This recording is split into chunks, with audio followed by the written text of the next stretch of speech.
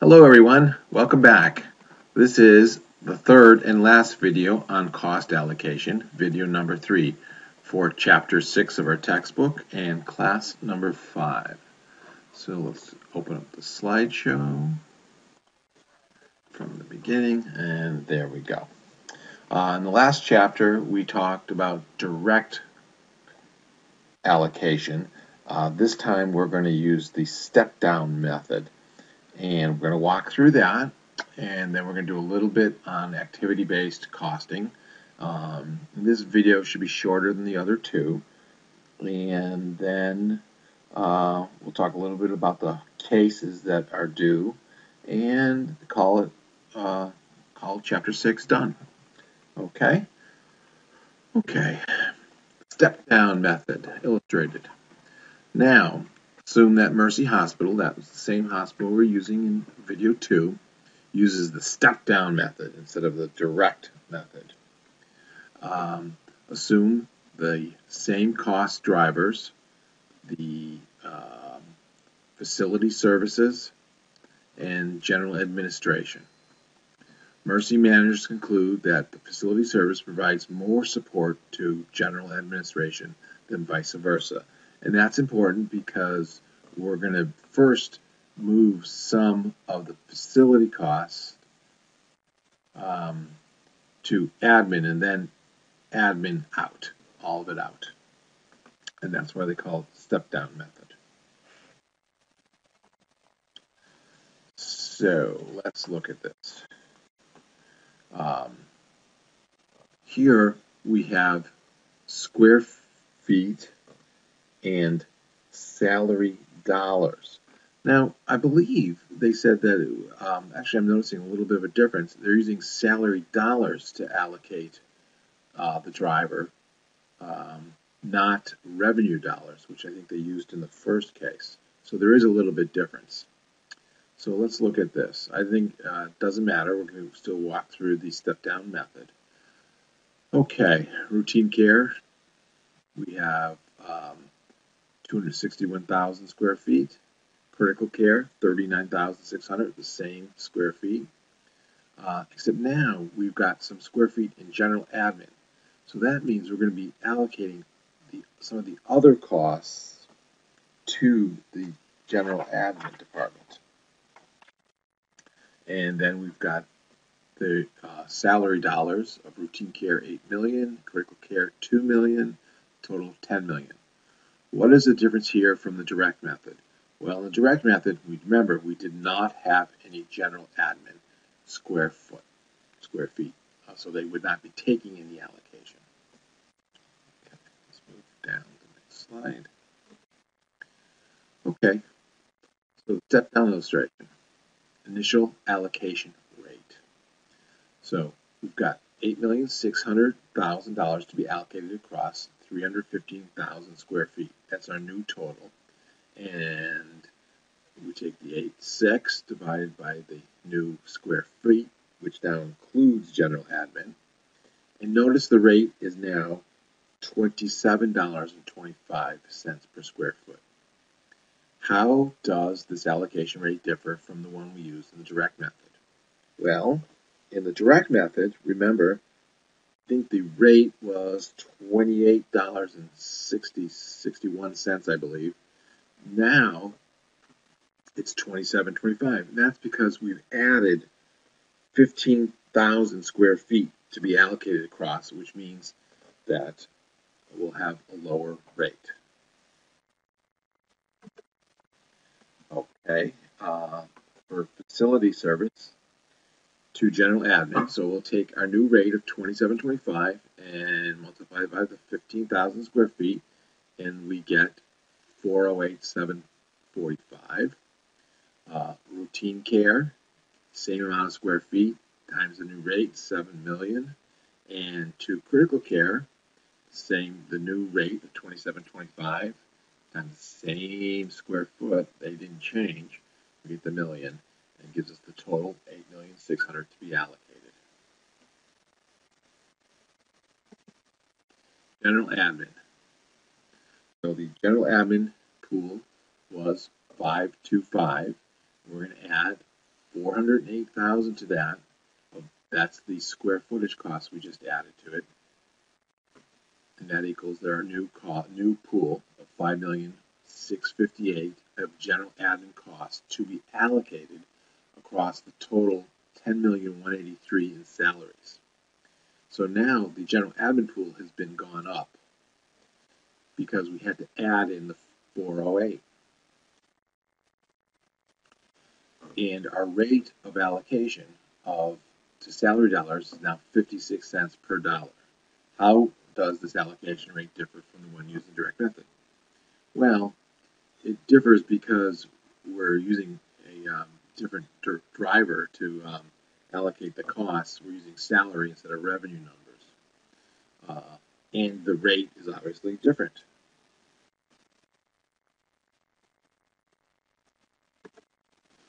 Okay, from general admin to routine care, we take the 56.56 rate times the 8,148,000 of labor costs gives us 4,527,000 general admin costs to routine care, and we take our driver, our unit rate of 56 cents times our critical care labor costs. That means we'll be allocating 1,130,000.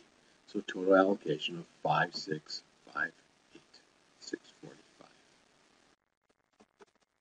So let's just put this all together in a P&L statement. And remember, P&L stands for profit and loss with the step-down illustration method. Revenues, 22 million. Direct costs, 8,000,003. Indirect costs, facility services is 7 million. General admin 4 million. So projected profit of 2,059,000.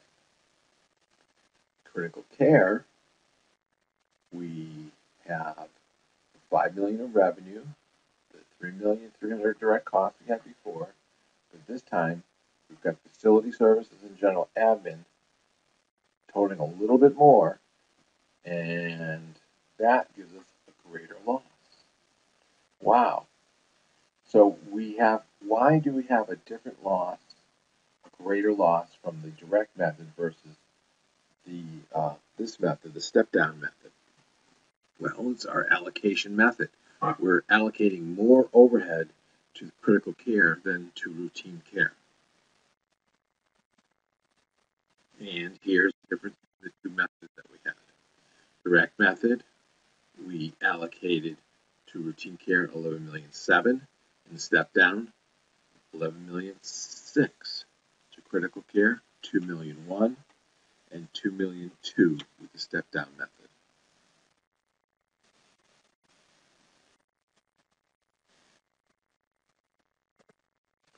So let's see what we get the next slide.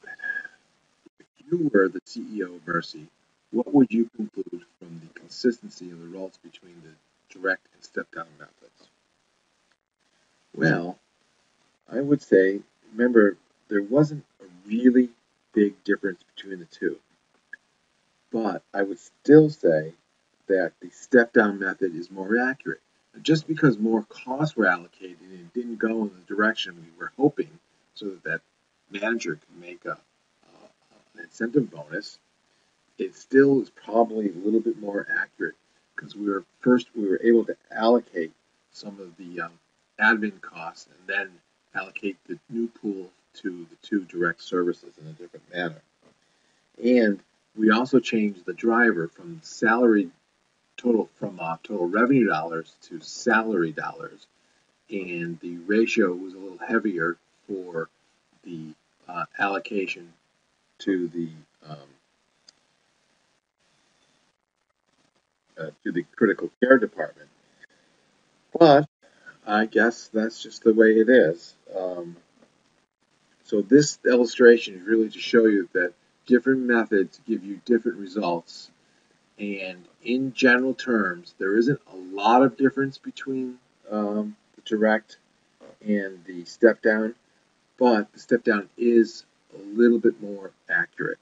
And you can, when we're trying to defend something and it makes a difference to people's pocketbook, having that little bit more of accuracy without a lot of extra costs and allocations is probably a very good thing. Now we're going to move on to the next topic, which is activity-based costing. We're just going to do a very brief discussion on that, and then that'll be it for this video. So, activity-based costing, or ABC, is unlike traditional cost allocation, the two methods that we just kind of highlighted in this video and the video before, which is a top-down system. Activity-based costing begins with the individual activities that comprise the services provided. And I'll explain that a little further in a moment. Although it holds great promise for costing and hence pricing, because remember, if we can cost the product out, we can price it properly. Now, when you price, if you're an economist, you'll say, well, the market sets the price. But you have to still know your costs so that you can at least try to be setting it at a price that covers your costs. And you could be making wrong marketing decisions thinking that, well, my critical care department is making me money when actually it was losing money because of our allocation. And we go out trying to increase getting more people in to the critical area, critical department, and just increasing our losses. It does require more information and is more complex than traditional costing, the activity-based costing method.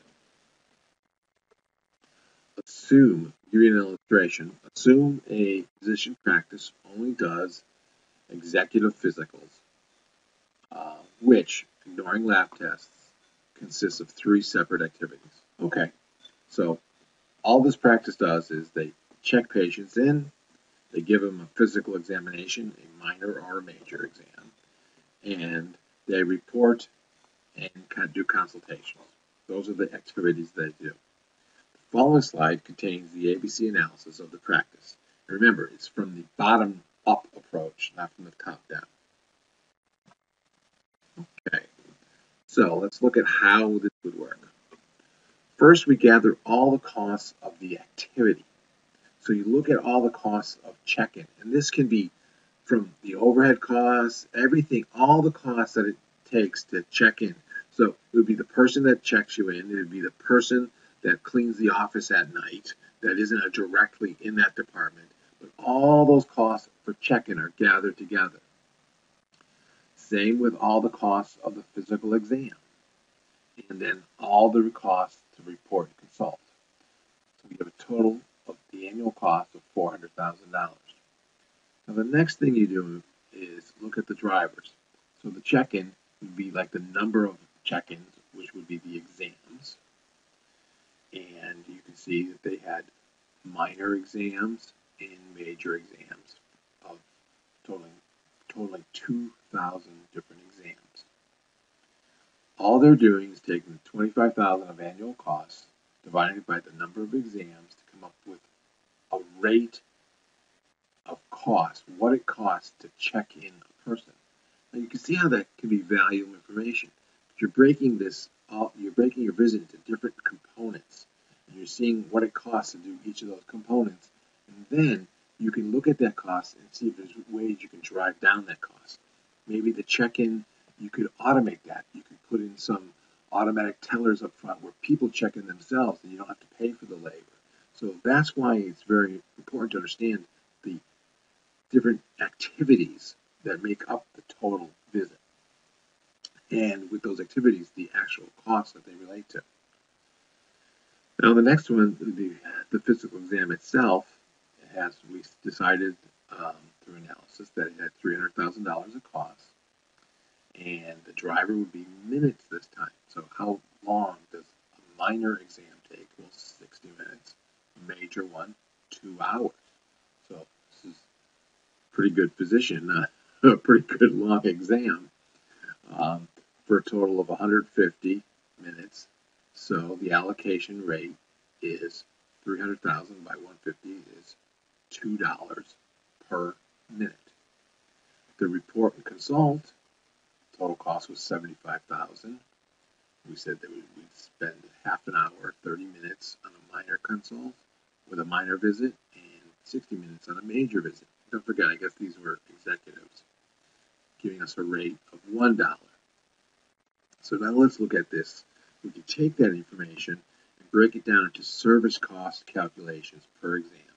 So for a minor exam, we can see what it costs us for a minor exam and what it costs us for a major exam. Check-in for each of them is the same. You would expect it to be. Physical exam, the minor just is less time and it costs less. There could be other reasons. You could have other drivers of why it would cost less or more. There could be more supplies, but this is a general analysis of that. So then you can now look at your total cost per exams. In a nutshell, that's what activity-based costing is. It was just important to kind of cover it slightly. It's not that we're going to be getting into a lot of it, but you might be hearing, as managers and directors in healthcare and leaders in healthcare, you might be hearing more leaning towards going to activity-based costing to understand the true costs of doing different activities. It's not to say that you can't be running two different systems at one time to do, or have one department that's doing it one way, although mostly highly unlikely. But as you're transitioning to one method, you might see that. Also, it's going to give you more detailed information for you to be able to make better decisions. Well, believe it or not, that concludes this is video 3. I want to talk a little bit about the homework. We're also going to have, there'll be a short little self-test quiz for you to take that goes along with this third video. It's just to help you make sure you understand the material presented. Now, your homework assignment, there's 2 case studies, and I believe each of these case studies is worth 10 points. So these are 20% of your grade. Now, because these case studies are a little harder and a little longer, and I'll be honest with you, there's really not, well, I guess I wouldn't say there's not a correct answer, but there's lots of different ways to get at the answers in those 2 cases. The first one, the Rio Grande Medical Center, is a cost allocation concept case study. And the second one, which is Apple Valley cost. So they're both there to really help you to understand and conceptualize what is going on.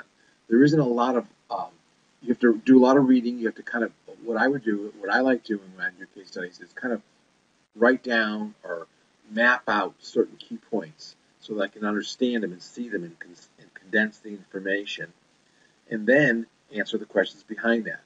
And it's what matters now is your interpretation of the case and how you're using the new information that you've learned from Chapter 6 in answering these questions. Okay? And because I'm anticipating a little bit of difficulty, I wanted to have the opportunity to have our next class just to be able to answer some questions. So I'm going to push back, give you an extension of time to do the cases. They were going to be due on Monday at 4:30, on Monday, not at 4:30 time, the date 4:30 at 11:55. Now I'm going to give you until Wednesday, the day after our next class, which would be 5/2, and it's not going to be due until 11:55 at night. Now, be forewarned, also on our next class next Tuesday, there'll be another assignment that will be given. So the Wednesday will fall into your next week of assignment, so you'll have a little bit more work to do. But this gives you some more time to do this. Also, I anticipate talking about some of the other homeworks that we've done from Chapter 5 and kind of catching everybody up and make sure we all have a good foundation for us to move forward. Okay, well, I hope you all have a nice week, and I will see you soon. I also think I'm going to try to put 2 forums up, one for each case, where you can be asking me questions, and I'll be getting back to you through that forum. I hope everybody enjoys the class. Take care.